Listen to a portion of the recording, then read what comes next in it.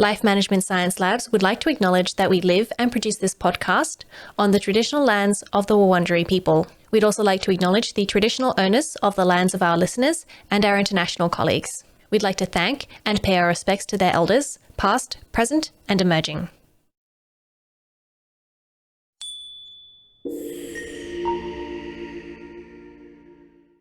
Hi everyone, and welcome to On the House, the Household Management Science Insights podcast, produced by LMSL, the Life Management Science Labs. We are champions of life management science, providing structured insights informed by science and inspired by practice on key aspects of conscious living. Each week we bring you scientific and practical insights on each element, with expert knowledge from professionals in the field. I'm your host, Gabriella Joustra, coming to you from Naarm, Melbourne, Australia. Let's get started. Hi everyone, and welcome back to the podcast. Today we're going to be talking about how to make meal planning work for you. Tips for using meal planning to open up more time and energy in your life, with Jenna Braddock, who is a registered dietitian, nutritionist, and personal trainer who specializes in sports nutrition. Hi, how are you? Hi, I'm great. Really excited to be on the show today. I'm also excited. I think that meal planning is something I've thought about, but haven't had the energy to really look into. So I'm excited for this. But before we do jump into that, do you mind introducing yourself a little bit more? Absolutely. So I am Jenna Braddock, a dietitian. I live in Florida in the US. I've been working in performance nutrition for almost 20 years now, helping people to perform at their best. And I originally started with just athletes.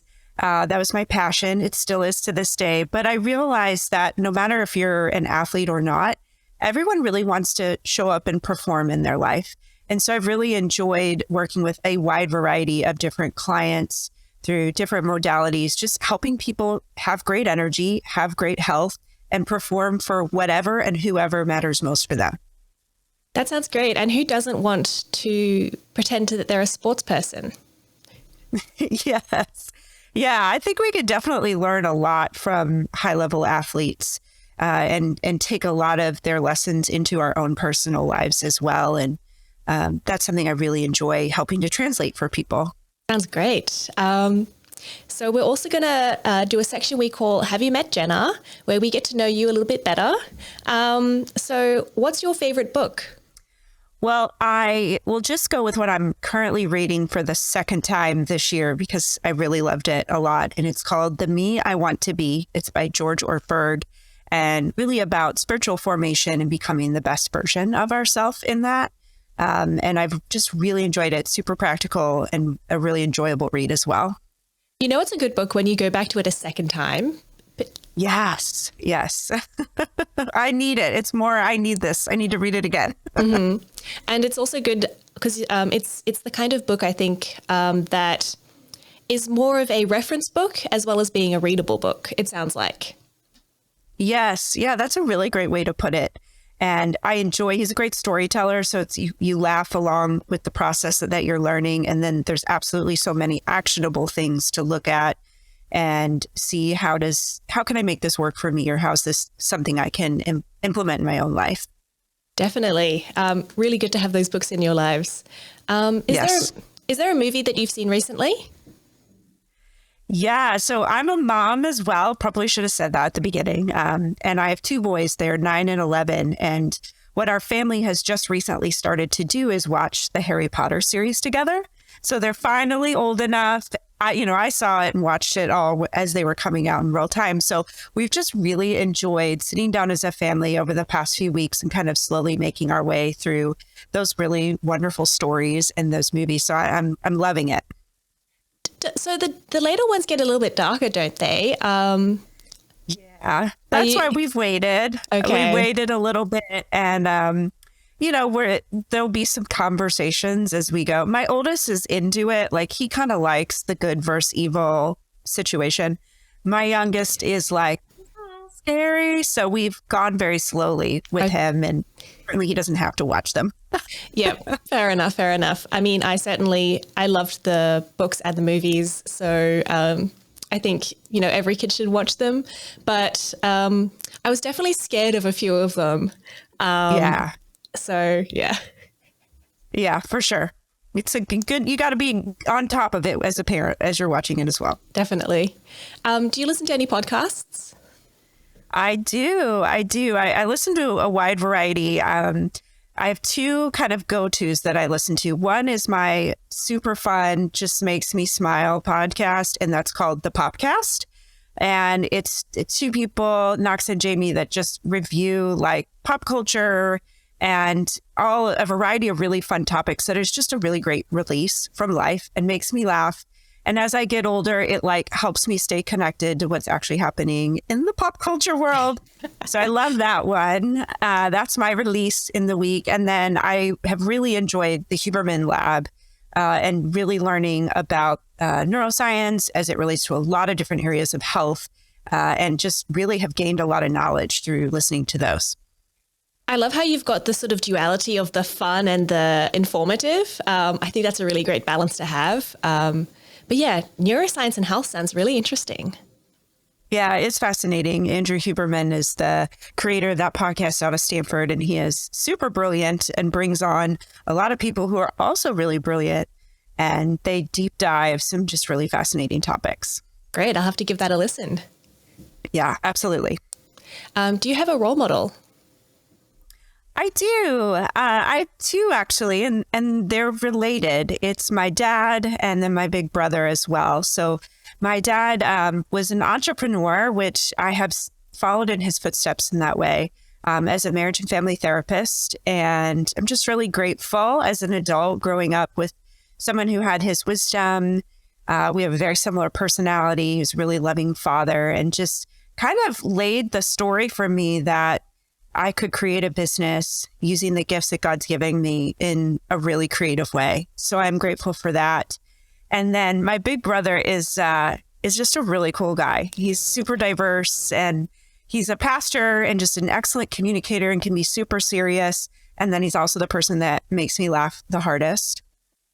And then he's just been a really hard worker and he's really creative and just expresses his knowledge and skills in a lot of different ways. So I'm just really grateful that I've had those two wonderful men in my life and, you know, my husband as well. So I'm really grateful for their model in my life.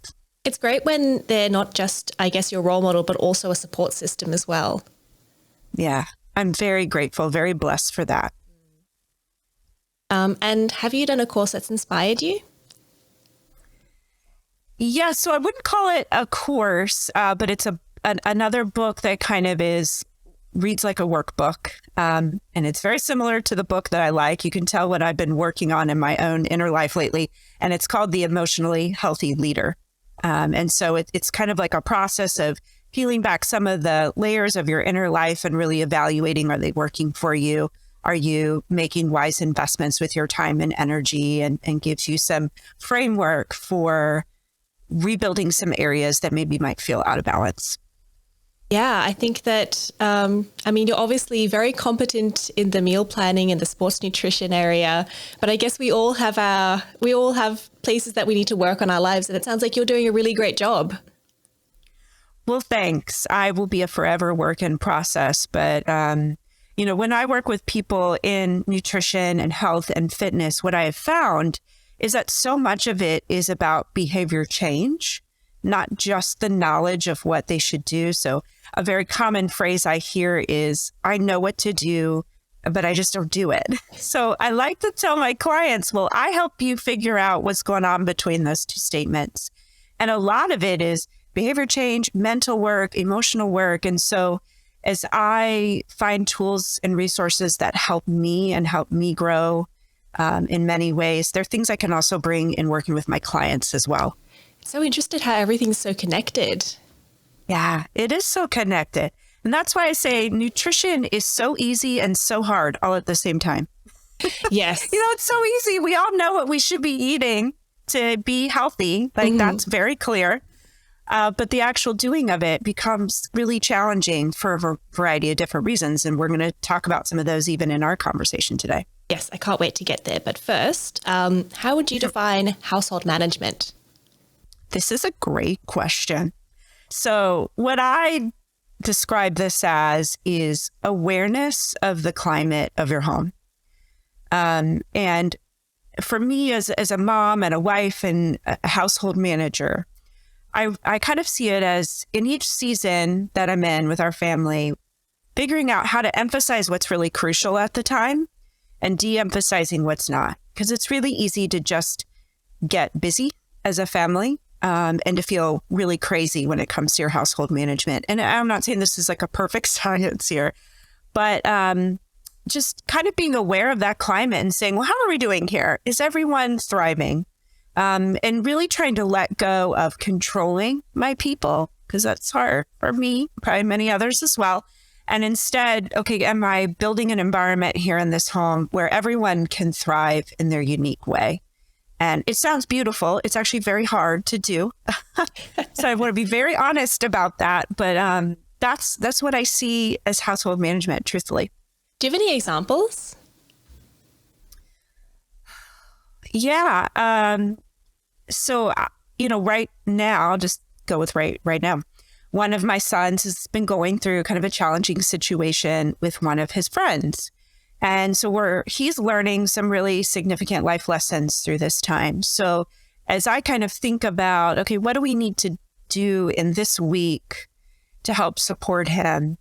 It's coming down to, okay, when are we going to be home as a family? Can we plan to have a meal together at least once or twice this week, connecting to what we're talking about today?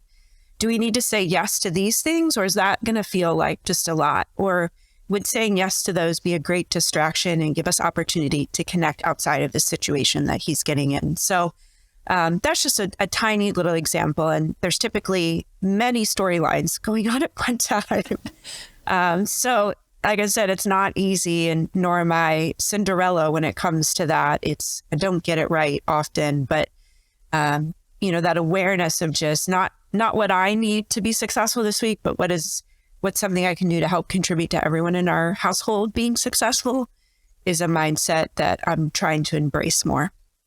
That's so interesting. Yeah, it sounds very difficult to be, I guess, balancing all the family's different complexities and making sure that they're all doing well, because, it's a lot to think about. It really is. And I know for us in our family, my husband and I, we try to stay united where we are trying to all pursue similar things, not necessarily in the nitty gritty details of it, but again, back to that word climate, like we're building in and we're all kind of pursuing the ebbs and flows. Like if it's going to be an intense week, how can we really try to have a less intense weekend where we have quality time, where we have downtime? So I think having your partner be on the same page with you and talking about those things and even saying like, listen, this week's crazy. Like I can't do these things. Can you help me? Working as a partnership is a great thing. And I know not everyone's in that situation. Once again, very blessed to have a partner that does this with me, but it's messy a lot of the time. Let's just be honest. It's messy a lot. Yeah. And I guess it's, important, as you said, to communicate and use your support system, whoever you've got. Yeah, absolutely. Yeah. Ask for help. I was just talking to a neighbor about this today. She's like, I don't mind helping others, but it's really hard for me to ask for help. And, we got to get better at that. I think we do. Yeah, I'm definitely guilty of that sometimes. But on to our main topic today, because I'm really curious about this. So what is meal planning? So because meal planning can actually look like a lot of different things, I thought it might be interesting to start with what it's not. Okay. To kind of help us better understand it, or what would be the absence of meal planning. And if we're not doing any kind of meal planning, any kind of forethought, it's basically just letting food happen to you. Where I happen to be, when I'm hungry, the food that's there, and I consume it. So that's kind of where no planning is involved whatsoever. So then meal planning to me is simply thinking ahead about what you're going to eat, whether that's in a very small hour period or a week-long period or month-long period, whatever it might be. It's simply thinking ahead, having a little forethought in what will I try to feed myself or my people next. That's funny because we were teasing one of my partner's friends. He said he was meal prepping and he was making lunch for the next day. And we were like, that's not meal prepping. That's just making lunch for the next day. Yes, it is, Gabriella. Oh no, I've been schooled. It's, and we'll talk about more as we go through, but like, that's one of the misconceptions I think about meal planning and meal prepping, that it's this elaborate day-long situation where you grocery shop and then you plan and then you chop and then you put all these things in little containers and then you're ready. And that it can certainly look like that. But that idea alone keeps a lot of people from even taking the first step. So if we just kind of peel back all the layers and say it's simply thinking ahead about what you're going to eat, is meal planning at its purest simple form. To me, that's very empowering. And as we build the skill of meal planning, which it is a skill, starting just there and beginning to think ahead can begin to build some of that self-efficacy that could lead to elaborate Sunday meal prep day, if that's what you want to end up at. I'm glad to know that I have been meal planning then. Oh, good. Yeah, it's always nice to know you've been doing something well. Exactly. I mean, it might only be an hour beforehand, but, still planned it. Well done. Well done. Thank you. So I guess how does meal planning impact the home? Well, this is, I think, very personal to what your home is like. So I'll speak for me, and what I see in a lot of the clients that I work with as well is planning ahead for your meals just makes the execution of it a lot easier. And however easier means to you is how it can benefit you. So for me, I know meal planning is an energy saver for me. I don't want to think about dinner at 4:30 on Monday afternoon and then be like, oh, do I have this or that? Do you like this? To me, that is not an enjoyable way nor an easy way for me to do it. Now, I certainly do that and wing it many days. But what I really like help save my energy for other things I'd rather do is planning what we're going to eat different nights, grocery shopping ahead of time, and having those ingredients ready. So for me, that benefits our household because dinner's a breeze. It's much easier. That opens up some time for me to play with my boys after school, which they really like, as opposed to taking way longer to prepare the meal. A lot of times if I can prep a few things ahead, I've cut down on the time that it could take. And then I've already thought about, how we're going to eat the leftovers too. So I'm not worried about, I made too much. So there's so many ways that it could benefit. For me, it just makes me a better mom. It makes me a better wife. When my kids come in for dinner, I'm not like, hair everywhere and pots boiling. I feel like a little bit more on top of what's happening. And I can be present. And I really love dinner as a family. That's one of my favorite things and events in the day. So I want to set us up to have a really peaceful experience as often as we can, and so meal planning helps me do that. So it's really a connection to my purpose there as well.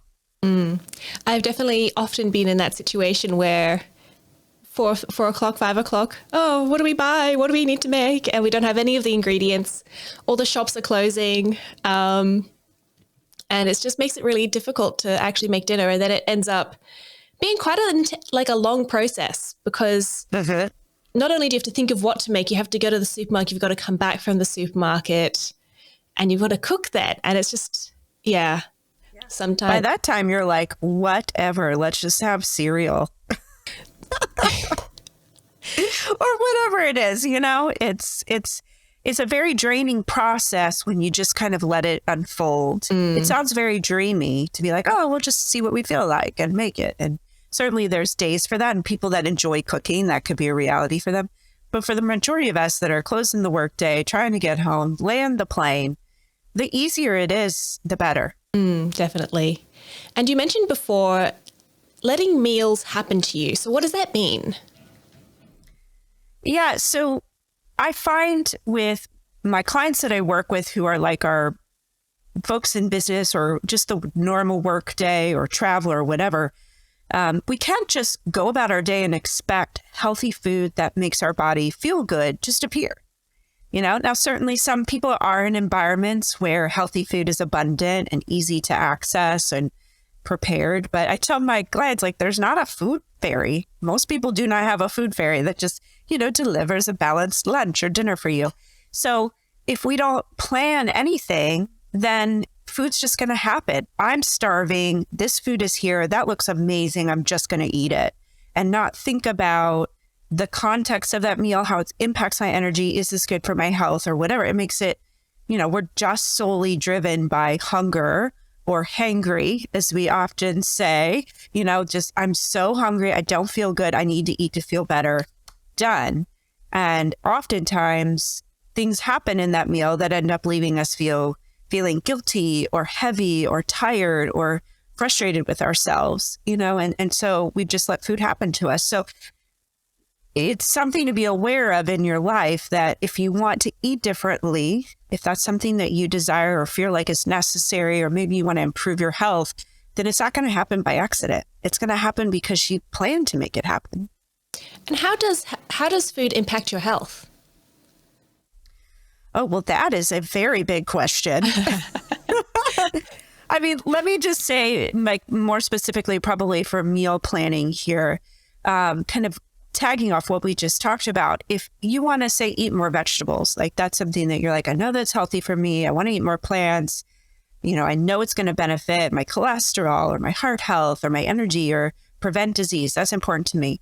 So when you meal plan, that's one of the tactics you can use is, well, let me just plan my vegetables for the day. How am I going to get 5 servings of vegetables in, just as a number to use?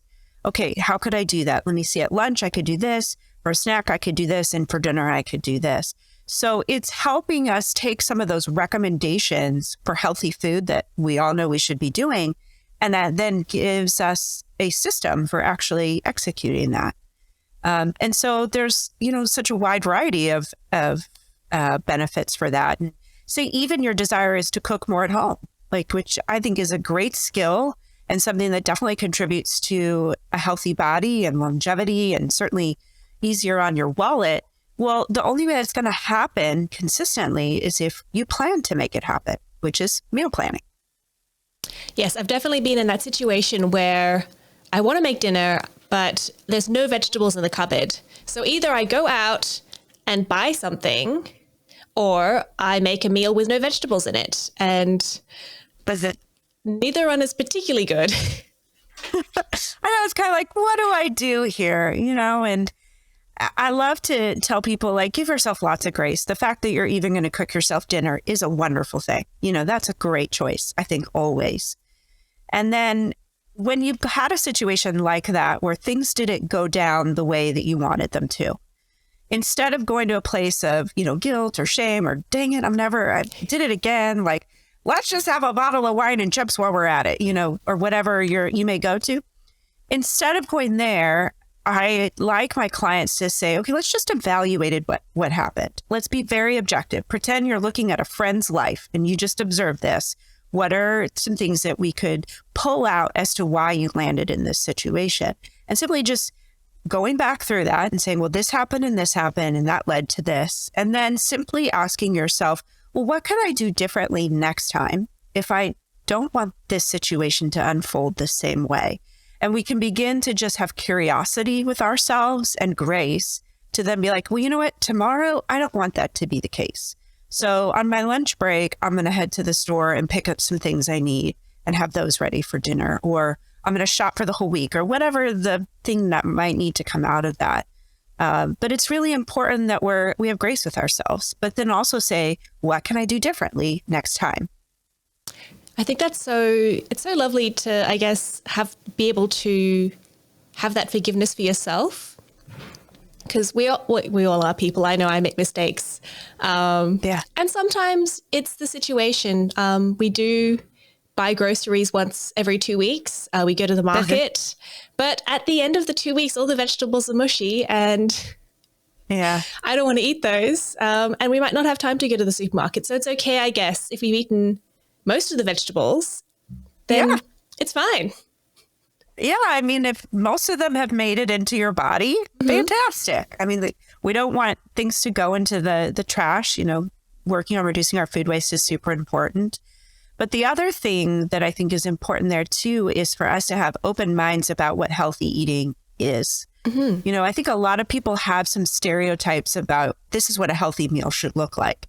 And while there's probably nothing wrong with that stereotype, healthy eating can look like so many different things, especially when we take into account our cultures and our backgrounds and how we were raised and what our skill sets are. So really kind of opening our mind to healthy eating can look like a lot of different things and a lot of different meals, and also using some convenience products that are shelf stable, like our canned goods or our frozen options. We don't have to just eat fresh vegetables every day.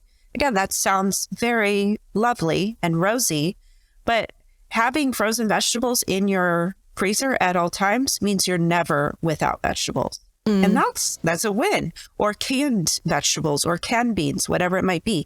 Those make wonderful options for those emergency meals. That's what I call that, when you're like, we're out of stuff, or I didn't have time and we need to throw together a meal, where those shelf stable items or freezer friendly items are going to be lifesavers on those days.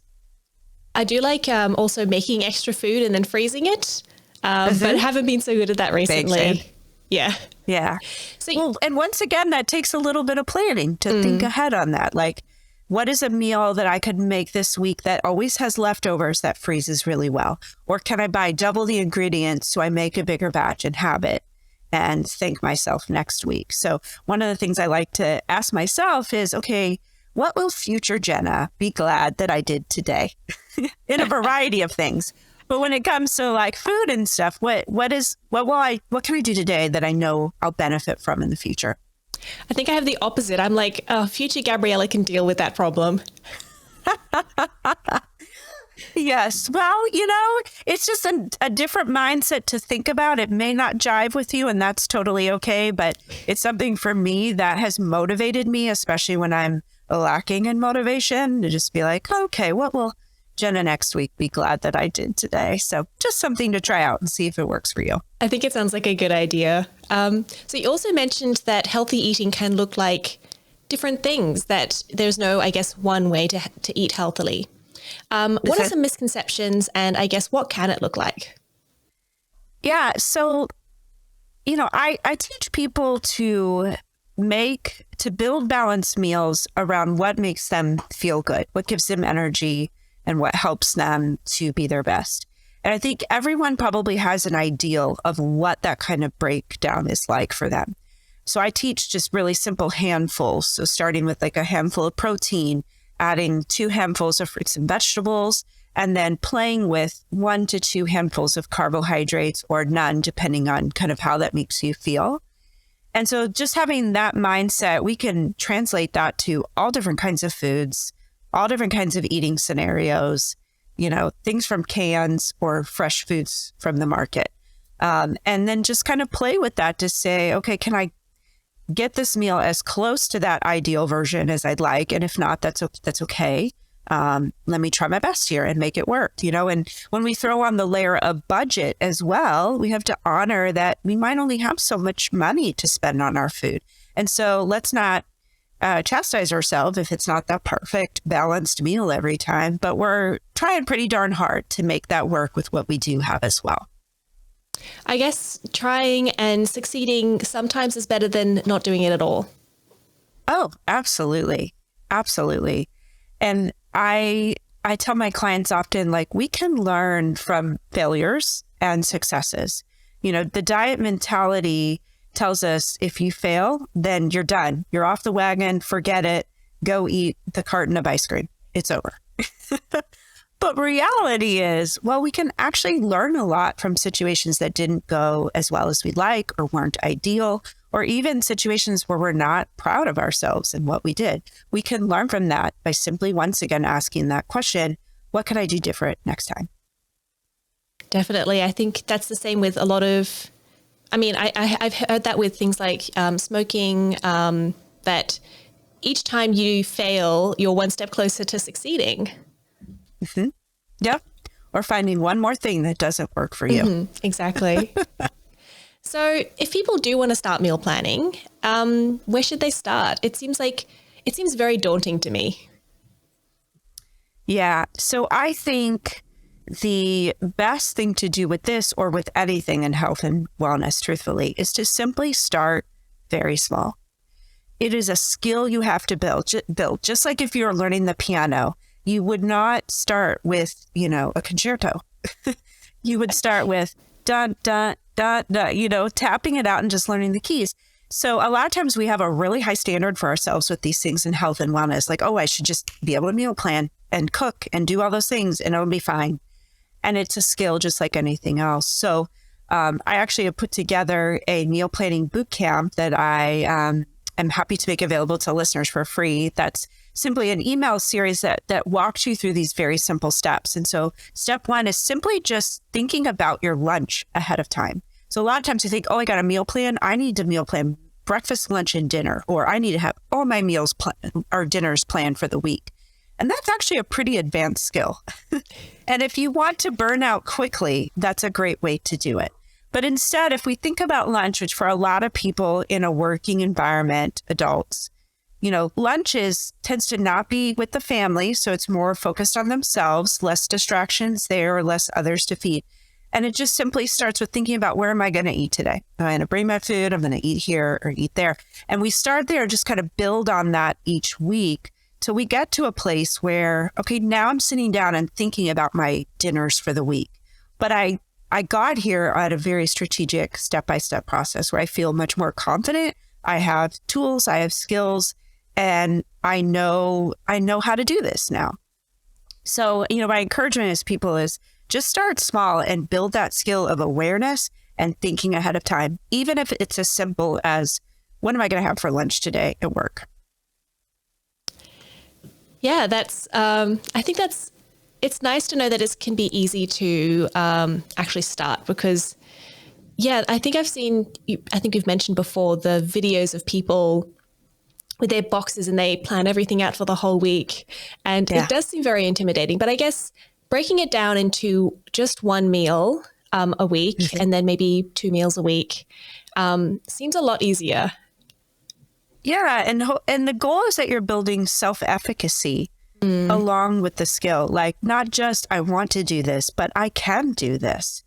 And so my guess would be if a lot of these people that do, big meal prep days and plan their whole weeks and get all their things in order didn't start that way. They started maybe 1 or 2 meals or 1 or 2 things, but yet you're seeing the full expression of it. So comparison is the thief of joy. So just forget what other people are doing and assess yourself, what works with you and your personality. I'm a big believer in honoring people's personality and health and wellness. Some people get so pumped to plan ahead, and that is just thrilling to them. And other people are like, that is killing me softly to do all that, So you got to honor that too, and really just kind of find the method that works for you that helps you feel confident in your health and the choices that you're making. And you mentioned before that, lunchtimes are a good place to start because you're just dealing with yourself. You're not dealing with other people. So I imagine that it could be very difficult to meal plan when you've got, one kid who, can't eat nuts and another kid who really hates chicken. How do you plan that? How do you find enough recipes for the whole family? Right. Well, I will just confess, I'm a registered dietitian. I do enjoy cooking. I love a variety of foods. And when I became a parent, I did not anticipate that feeding my children would be one of my greatest challenges. I had a little bit like pie in the sky of like, everyone's going to love foods from around the world, and that's just not been my reality. So I say that because I understand it's hard as parents to try to meet everyone's needs. And there's a lot of strategies around picky eaters and some really wonderful experts out there in helping families navigate that because it's super stressful. So I'll speak a little bit more generally.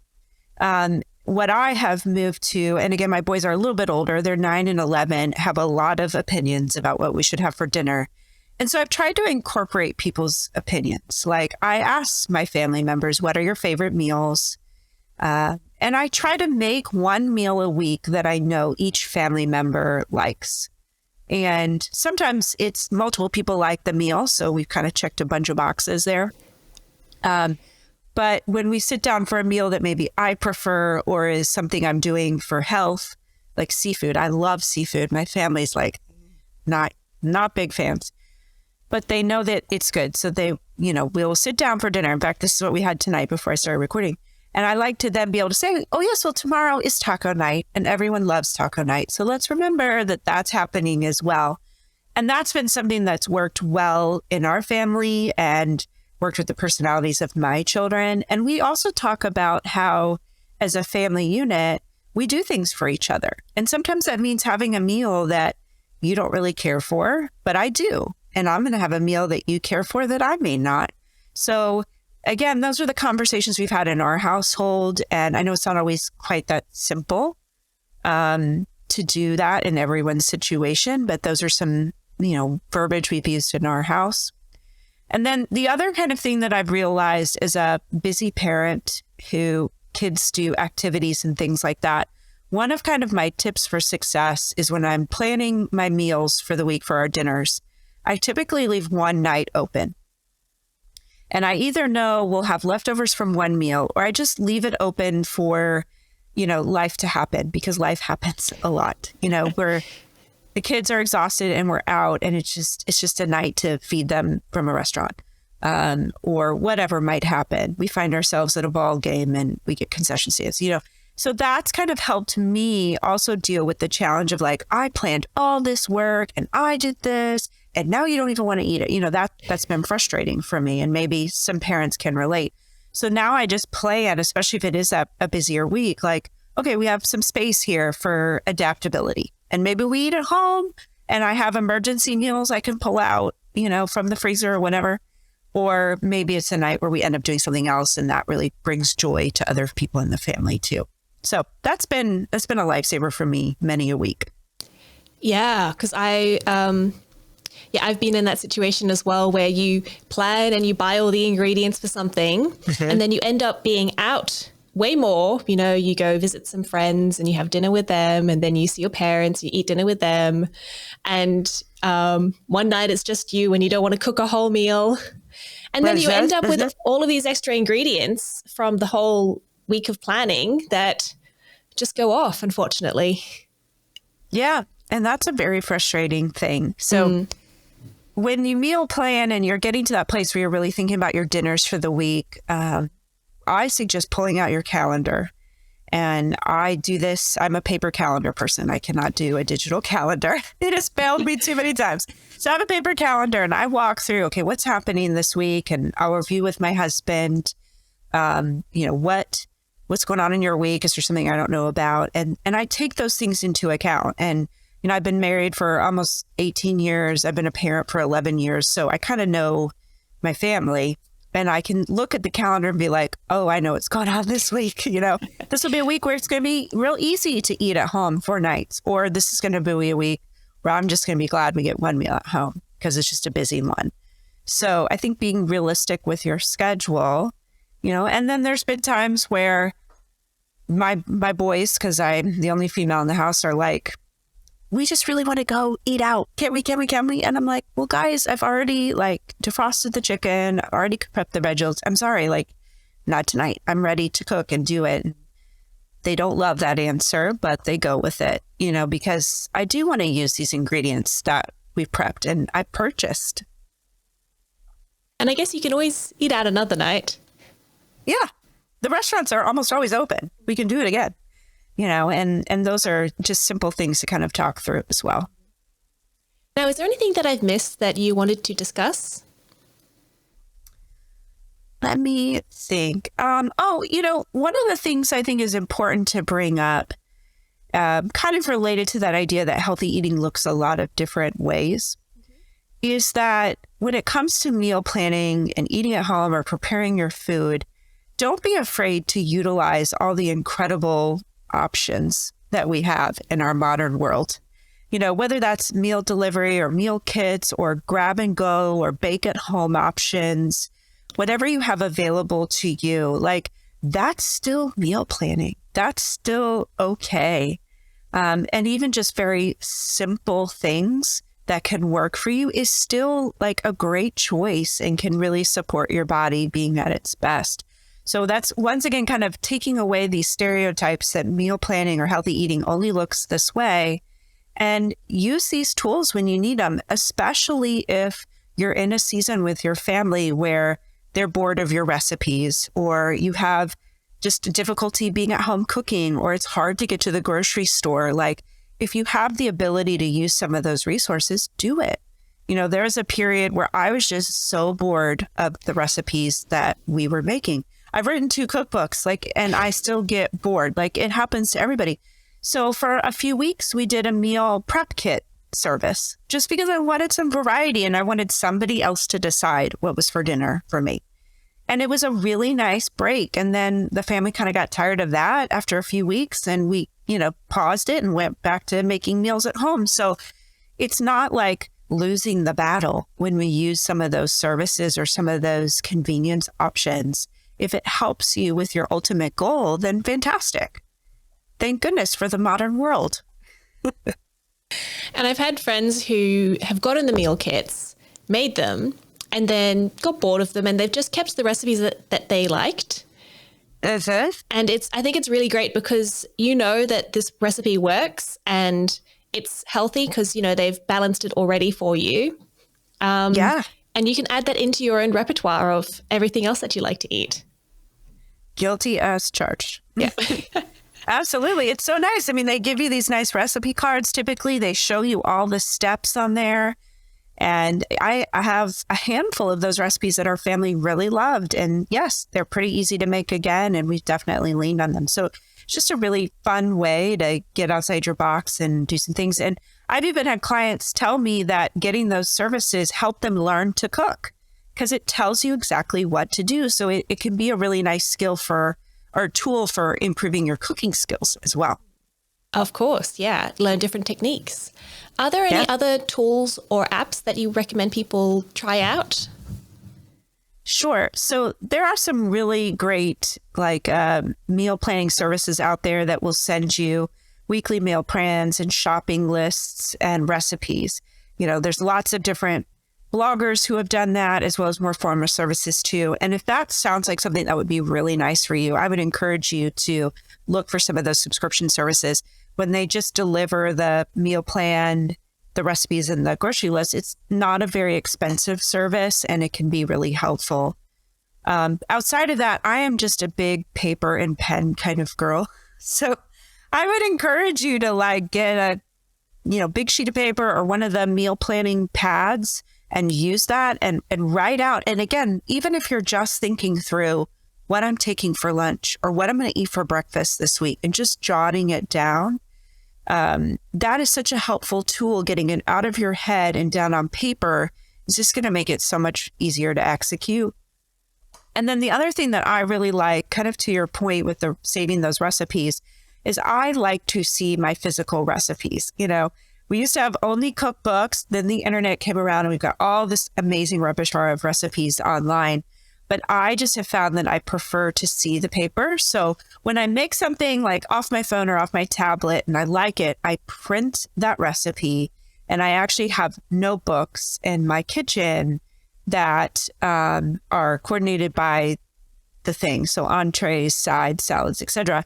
And I put the recipe in there. So when I am meal planning, I will pull out my entree book and flip through it and say, oh, I haven't made this in a while. Oh, there's that recipe we liked from HelloFresh. Let's make that this week. And that becomes a really powerful tool, especially on the days where you're like, I got no ideas. I have no idea what to make.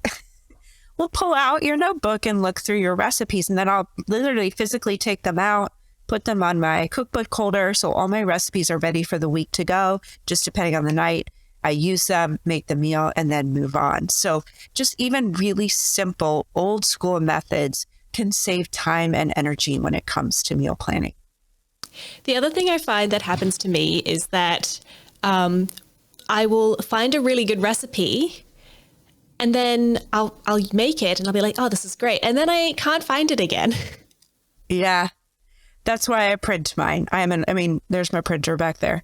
I am a printer. I know not everyone has a printer. The other thing you can do too is take screenshots and then make an album in your photos on your phone of favorite recipes. So you know exactly where they are and they're really easy to find. I have intended to make that so many times and then Today's the day, Gabriella. Today's the day. I have a printer at home, so I'm going to stick with the printing method, I think. Yeah. Because then I love it. If my phone dies, I can use the paper recipe. Yes. What happens if electricity is not available or something? Who knows? There's no electricity. There's no cooking because my apartment is all electricity. That's true. And that was a silly thing to say. Totally right. But if the internet goes on us, we still got our recipes. Exactly. And some people have gas stoves still. True. Just another thought I had was, do you have any tips or anything for people who are vegetarian or don't eat much meat? Because that's something I've experienced is I followed some of these meal planning, guidelines, but often it's a lot of meat. And as someone who, can't afford to buy a lot of meat, who doesn't want to eat a lot of meat, it can be very limiting because it's just pasta. Yeah, that's a great question. So if you are a committed vegetarian or just that's kind of your natural preference as well, I think meal planning is really, truly something that you must embrace with open arms and hug it tight. Because if you're not diligent about looking for new recipes, looking for cookbooks that you like and are workable for you, you may find yourself in that rut of kind of eating the same thing over and over and over again. So my encouragement would be to really set aside an hour to kind of scour your favorite websites for recipes that look good to you, that are vegetarian, that give you a wide variety of different types of proteins and carbohydrates and things like that. And then make that a part of the skill of meal planning for you. Is this week I'm going to try one new recipe. When you do have the ability and the energy and space to do that, you should absolutely be trying new recipes to really just increase your variety of foods, your variety sources of proteins, and just not get bored on pasta or rice or whatever the food might be that you find you're encountering all the time. Yes, we eat a lot of pasta and we eat a lot of tofu stir fries. Yes, yeah. And there are a lot of other options. And I actually wrote a book, the high protein vegan cookbook for athletes. I co-wrote it with a really amazing chef who's just a very creative vegetarian chef. And there's some really awesome recipes in there to get you out of a rut if you're there. They do take, some of them are time intensive or just kind of take you way outside your box.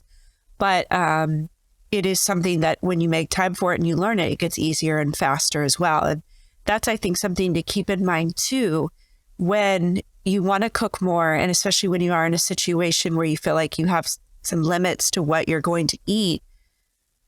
When you have time to make a more complicated recipe or something that's new to you, you should do it. And then plan to make it again in a week or two so that you get better at it and it's quicker. And you may find that something that took you an hour the first time you made it only ends up taking you 20 minutes on the second or third try that you do it. So that's a skill just like any other part of this as well. I've noticed that when I'm baking, the first time I make something, I'll use a million bowls. Yes. And I'll put a bowl in the sink and I'll say, I was going to use that bowl for something else. And then by the third or fourth time you've made that, you remember not to put the bowl in the sink and you can reuse the same bowl, or you do the method in a slightly different order so you can use less utensils. Absolutely. And the same thing is true for any other recipe as well. The goal is always as little dishes as possible, no matter what. And once again, I think meal planning can help you do that as well. If you're thinking about making a more complicated entree, well, then you want to have a super simple side to go with that. You don't want to have, 3 pots going at one time because that's just kind of madness. So meal planning can even help you with that dilemma of just less dishes, less stuff going on. Let me pair something complex with something simple, and then you've made it a much more manageable meal. I've made that mistake before where I've paired 2 or 3 complex meal items together, and then accidents happen. And yes, and dinner's like 3 hours later. And you're like, oops, yeah, that took longer than I thought. Yeah. So is there a practice that you do in your own home to manage your meals? The practice that I think is the most helpful for me, and I've alluded to it a little bit already, is the weekly planning of what's for dinner. And I actually do this typically on like Sunday mornings while our family is driving to church. We're all in the car together. You know, there's the freshness of a new week. And we'll go through as a family, all right, what's going on in our family life this week? Husband, children, here's what we have going on. Okay, I'm going to be cooking at home these 3 nights. Anyone have anything we haven't had in a while that you'd like to have this week? We just have a conversation about it, which does a couple of important things. It puts us all on the same page. As I said, you know, we have different preferences for our food in our family sometimes. So it kind of helps us all know what the plan is for the week. And I get a lot less questions as a mom. It helps us get a framework for our week as well, kind of what's going to be the pace of what's going on. When the nights that we can be home as a family, as I said, that's really important to me. Like we'll say, all right, Tuesday and Thursday, we're at home together for dinner. Let's make sure everyone's there. And I'm really looking forward to that time together. Maybe we can watch some Harry Potter when we're done after, you know, and just kind of talk about how we can connect as a family that evening. And then it also gives me ideas, you know, when the kids are like, oh, we haven't had this in a while. Can we have that? Oh, great idea. And then they feel like they've contributed and they're a part of it. Or they'll bring up, hey, can we have this? And I'm like, dude, we've had that every week for 4 weeks. Like, we need to branch out. It's time to branch out. And so it just kind of gives us opportunity, and it helps make my process a little bit more streamlined, and it helps them feel a part of it. They've been heard, and just gives us a good plan for the week. So that's been one of my practices of lately that's been working really well. I think it is really important to include everyone in the family, because I have been in this situation as a kid where my parents make something and I just will refuse to eat it. And hey, you just don't feel heard, I guess, in the sense that you don't get a choice in what you want to eat. Yeah. And that's, as I kind of said earlier, that can be a really challenging thing for a family, especially when you do have a child who has maybe some strong food aversions and you have a strong-willed child. That can be a challenge too. And so, you know, again, for our family, it's just worked fairly well to be like, listen, I'm going to make this because I know you love it and you've asked for it. And then we're going to have this. And we give and take in our family in that way. And then we talk about also that it's a skill to learn to eat healthy as well. Sometimes we have to practice eating foods that are good for our bodies, that nourish us. And it may not be our favorite food, and we may not request that on our birthdays.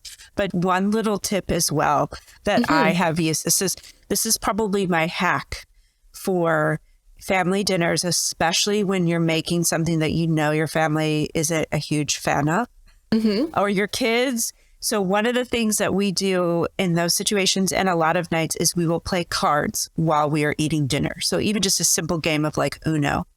And what I have found is when we're playing Uno, the kids just kind of quietly work their way through their meal. And there's a little bit less of that. Did you eat your vegetables? Did you eat these? Come on, let's eat, you know, because there's just some fun distraction and connection going on there as well. So that's been a tool I've used for many years, especially on those meals where I'm like, oh, I know this one's not going to be the most loved dinner. Hey, let's play some Uno, everybody. And it just makes for a lot smoother dinner experience. Is that sort of similar to people watching TV? Because I've heard you're not supposed to watch TV when you're eating your meals. Yeah, so I'm sure it's sort of similar, but I would definitely say it's different because we are connecting with other humans. There's conversation, there's laughter, there's joking. You have to pay attention, you know, beyond just kind of going mindless because you need to know what was that card played, etc. So it can also just kind of help engage in the meal. In my opinion, you know, I'm not sure what the research is on playing cards while you eat, but for me, it helps us engage more together, have a meaningful eating experience, and then also kind of help kids not pay so much attention to what they don't like on their plates. I'd love to be the person who gets to do that research. The effect of card playing on meals with children. I think that's a great idea. We might actually have a really brilliant idea. You heard it here first, guys. And also let us know if you've tried this at home. Yeah, I'd love to know if anyone else has. Exactly. So we'll move on to our open mic section. So this is where the guest, you get to talk about something that you're passionate about that's not necessarily related to our topic. Did you have any ideas of what you wanted to talk about today? I would love to talk about a little more about this idea of performance, being the lens that we use to help drive our behaviors in health and wellness. So as I said, at working with athletes, their purpose and their drive is so clear and so strong. You know, it's to make a certain team. It's to achieve a certain time or goal in their sport. It's to win a particular game or match or to advance to a level. It's super clear. And their decisions, therefore, are also very clear for them. And it's very easy to say yes to this and no to this because their purpose is so clear. For us as just mere mortals, you know, not so athletic folks, I think it's helpful for us to also have great intention about what our purpose is. And this is one thing I really loved helping people work through is discovering what's their purpose, what's their core values, and are they living in alignment with that? Because then we have this wonderful North Star that helps us see, okay, today I want to perform. I want to show up as a great mom, as a wife, as a sister, a daughter, or as a great employee, or as a great boss, or I want to make a difference in this sector of my world. What do I need to do to support that to happen? Whether that's in the way that I eat, in the way that I move my body, the way that I sleep and recover, the way that I drink or not drink, the way I connect with people that are important to me. And so we get this really strong push in our life to do things that maybe have been harder for us to do in the past because we haven't been aligned with what really matters to us. And so when it comes to nutrition or meal planning or cooking at home, a lot of times the lens we just default to is a thinner body, you know, restriction. What do I need to cut away from my life? And that's fine. But my experience has been is that motivation runs out for most people. It's not really a lasting reason to really stay committed to a behavior like meal planning or anything else. So I would encourage people to really think about, if you've never done work with your purpose or your value system, to identify some resources in that. I think even your company might have some things aligned with that. And I do work with my clients in this realm as well. Because when you identify what that is, it really makes decision-making more clear. Not necessarily easy, but more clear.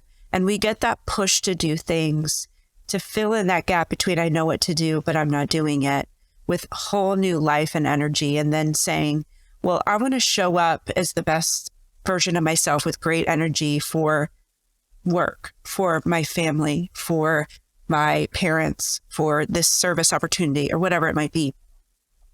What do I need to do to support that? And that's a whole process in and of itself of experimenting and finding what works well too. But that's just kind of a little deposit I would love to leave people as they, you know, think about this meal planning topic. It's not just about, you know, being thinner or losing weight or body fat or whatever that might be. And again, those are fine things. It's really about what do you need to do to show up as your best more often in your life? I think that's such a great, way of looking at not just meal planning, but also so many other aspects of our lives. For example, I started running last year. I started running because I guess I wanted to be fitter. I realized that the reason I've kept going is because I really like being able to catch the train and not get on there feeling like death. Yeah. And I think for me, that's awesome. That's like a goal, is just don't die when I run for the train. And I think that's a really cool thing. And to be like, I actually do kind of love this feeling and this experience. You're not forcing yourself to run because you think you have to be a runner. You've connected it to something very real in your life. And I think that's amazing. That's really, to me, the goal is connecting these behaviors to something that matters to you, that brings value and purpose and joy to you. Yep. And I'm late to less things now. Oh, good. Well, that's huge, especially if that's really important to you, being punctual. Mm-hmm. Then that's fantastic. Yeah. So everyone, you can use this advice in every aspect of your life.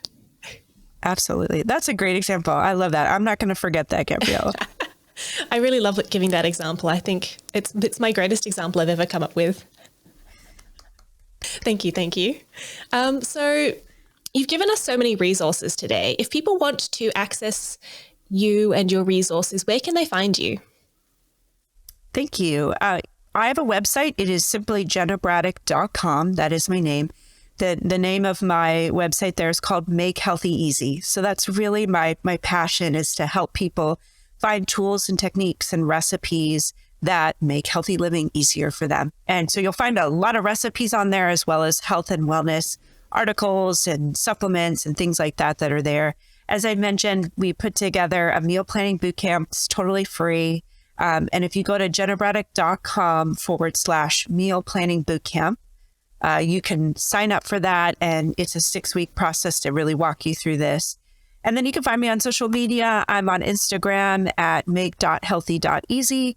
I'm on Facebook at Make Healthy Easy. And you can also find me on LinkedIn if you like that more on the business side of things, at J Braddock RD. Thank you. And we'll make sure all of those links are available in our show notes so people can find you nice and easy, especially the link for the meal planning bootcamp. So thank you. Thank you so much for joining me today. I've learned a lot. I've laughed a lot. Oh, good, Gabriella. That is a win for me. Thank you for the invitation to be on your show. Thank you to your audience for listening. And I really do hope that people reach out and connect. And I would just love that. So thank you for having me. It's been a lot of fun. Thank you. You've been listening to On the House, produced by the Household Management Science Labs, a division of LMSL, the Life Management Science Labs. More episodes like this from across 10 life management perspectives can be found by searching LMSL on Apple Podcasts, Google Podcasts, Spotify, and YouTube, and any other podcasting apps available on your smart devices.